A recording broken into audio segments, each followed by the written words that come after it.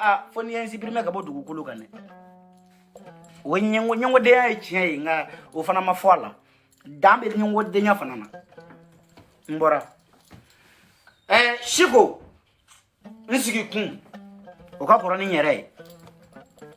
villa do be ka circuler réseaux sociaux kan ya tele dama doy chama ita fo al ne publication ke no e wizi wozo ni gali bandi o ga histoire ni nete gali don kabi ala yenda madeliga gali bandi ma kam mizigi lame kabi ala yenda ma joga concert keneka kabi ala yenda ma nyini ga kuma nayi nta don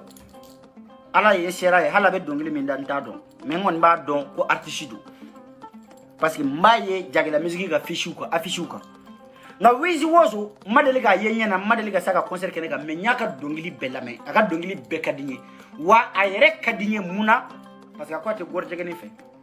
nyofo halin kabi ala yida inine ma benkula ni ye gorjegenu détester inine shugo be benkula parce que au corps de kinine be komba kelina angana ke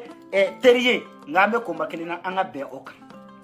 ibe jani gorjegeni kele baga be kadne mami nye bele taw mami nye muru taw mami nye marfa taw mami nya taka dabaray mami nya taka dénonciation au be kadne hal nawtendon ne bawdo au kadne wizi wozo kadine a kadina ka dongili kadinye abe bara mina gorjegani ya mandai o fana kadine dusukunyi nga kangarda o teteria sade nteri ntafi ma nkoro parce que ma nkoro nini ikoloshi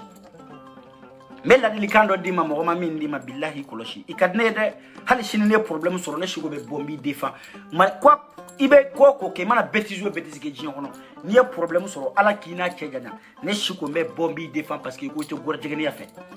o neka devoir ye e kama tede nga devoir mbake nga me kangar ni mindayi sigi ikimiri inana arkono ye demiseni talambila avenir chamamba dibila inana keme sura la bi itemena unye muna parce que be dongili bla ibe million de vues soro artiste be mali kono lu te million de vues soro de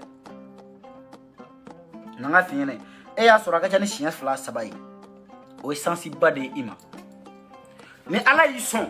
ni ma mine chogonya naka ba boshi la billahi ibe ngunu maduguma ne demission kuma ka le mega fiene mo bi nege aya ke dongli aya to micro la aya to clash la me kana to mashiki nege kati bla crochet la ite bla cro blé ne bla crochet ta il niveau temena okan ite bla cro blé kana bla crochet ta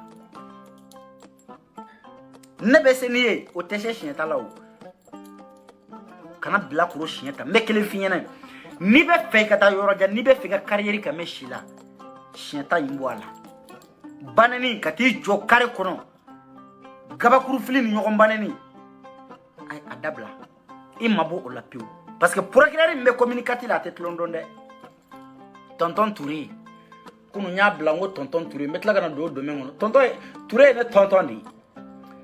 malien flene malien bi negedi ki bla ko jugu kono ani ne ma fo tonton ni Touré ne mine dongo do nda fo tonton ne ko me wele ko tonton o malien me ne negedi shiko aburuja na sigire vivu shiko no bi saka Touré to vivu ye o ele tale wo kono pour rien pour j'aime pour vivre shiko Touré ne tonton de ne Touré dormso o Touré dormso neve dene Touré neve dene neve direct Touré ne tonton de ouais parce que na jete mine ne mamso Touré di donc Touré ne tonton de bien sûr oui c'est Touré te London Touré kelente Marco te tlonge don Marco te tlonge don de Marco susoko o te tlonge don buguni ngaw nyini nga o te tlondo de o baga barata ni sebedi wa ibe gorjegene contre mina ale rebo gorjegene contre la ko gorjegene te doale ka biro kono ka bode Marco koti nebe Marco kadine ko jugu billahi Marco kadine ko jugu kabine check matoy ako uya nyinga ko mali sariya juma de ya jira ka fo gorjegene ya haramu ya lendo interdit lendo ayu nyinga fana ko sariya juma de ya fo gorjegene ya benendo sari ama interdit amadaga donc ni min sera ma ambe critique na jaranya ma datugu 1 point c'est tout critique gorjegene ni ma chesa okmana wizi ikoloshi Touré te London a dɔgɔninw tɛ tulonkɛ dɔn communicatif mɔgɔw tɛ tulonkɛ dɔn u bɛ t'i nɛgɛ ka t'i bila jagoya siɲɛ ta la carré kɔnɔ n'i minɛna u tɛ bɔ dɛ maliyɛn tɛ bɔ gaspi minɛna bi n kɛra gaspi kan jagoya cɛ ka taa bi lefu a kɛra maliyɛn bɛɛ ɲɛna yan an bɔra ka injustice dénoncer yan o ma gaspi libéré dɛ o ma to gaspi bila la o kan ka k'i ma exemple di parce que gaspi y'i ka mentor di e kuma ko ta exemple di lefu tara bi gaspi kan a un gaspi de invitera na radio la lefu ka ti joanye ka te tɛmɛ n'a bɛ tɛmɛ a bɛ yɛlɛ ale su kan ka tɛmɛ k'a ba nɛnɛ a k'a ta sara ka bolokuru fili ɲɔgɔn fɛ yarɔ a tɛ tɛmɛ o kan dɛ lefu de taa ni jɔ gaspi ye mais o ye gaspi minɛ ka taa datugu a ye kɔmɛ de a ye tile joli de kɛ kalo 1 ni kɔ kabi ye m'a fi ɲɛna ni minɛna dugu kɔnɔ bilakoro siɲɛ t'a la joko ni jalaki ko t'o la i kɔlɔsi n bɛ min fi ɲɛna n teri i kɔlɔsi siɲɛ ta bɔ a la a to mikoro la i ta fɔ mikoro la min b'i kun ni kan ca fɔ ni min nana bi kan an bɛ se ka bɔ k'i défend yɔrɔ bɛ sɔrɔ i la an b'a fɔ wayi Wizi Wozo ye légitime défense de kɛ mais ni e yɛrɛ kɛra agression kɛbaga ye ala minnu bɛna an bɔ i ta kɔfɛ k'an b'i défend yɔrɔ t'i la dɛ donc o kumana opportunité di anw ma n'a ma ɲɛ k'i ye problème sɔrɔ an b'i défend k'i ye gɔrɔjɛgɛniya kɛlɛ n'u y'i nɛni u nɛni kana gɔrɔjɛgɛni ka ni nɛni k'i man tun dɛ ne yɛrɛ ko ten nka ka fɛn min ye ka t'i jɔ u ɲɛ k'u agresser o dabila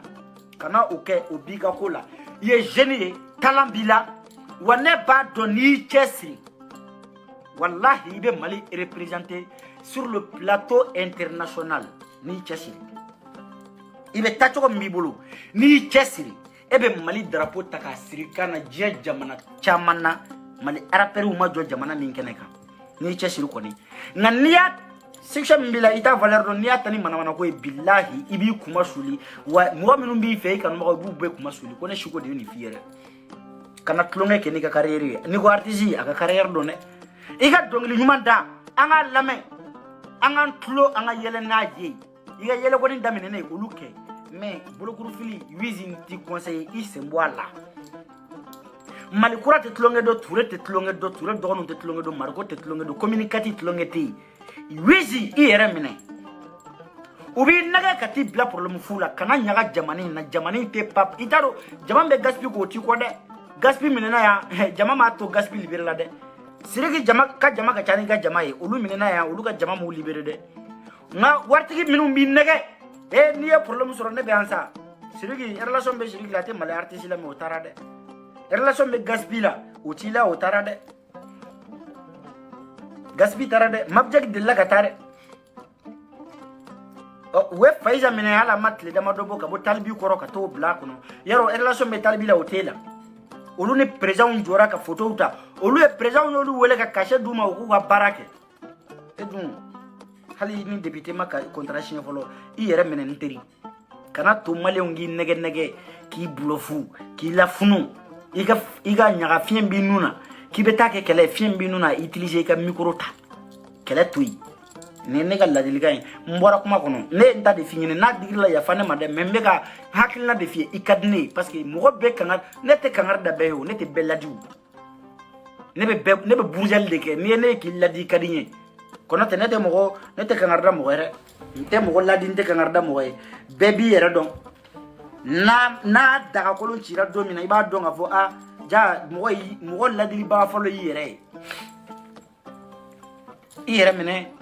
i hakili sigi i ye jeune de ye talent b'i la avenir b'i la i ma dɔn ye dɔ m'i ye kana to i ka t'i ka carrière massacrer artiste mana don kaso la ka ban dɔrɔn n'ala ma fara kan n'i ma kɛ denbarikama ye i tɛ kɛ fɛn bilen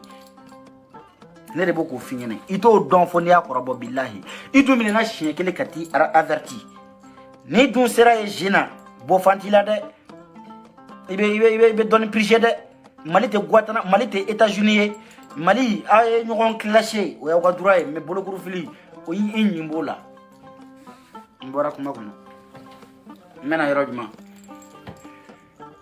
kunun n y'a bila n ka publication na n ko tonton Ture n ko kana to wajulikɛlaw k'i marima ye mɔgɔw bɔra ka manamanakan bajukikanw fɔ n ka commentaire duguma ne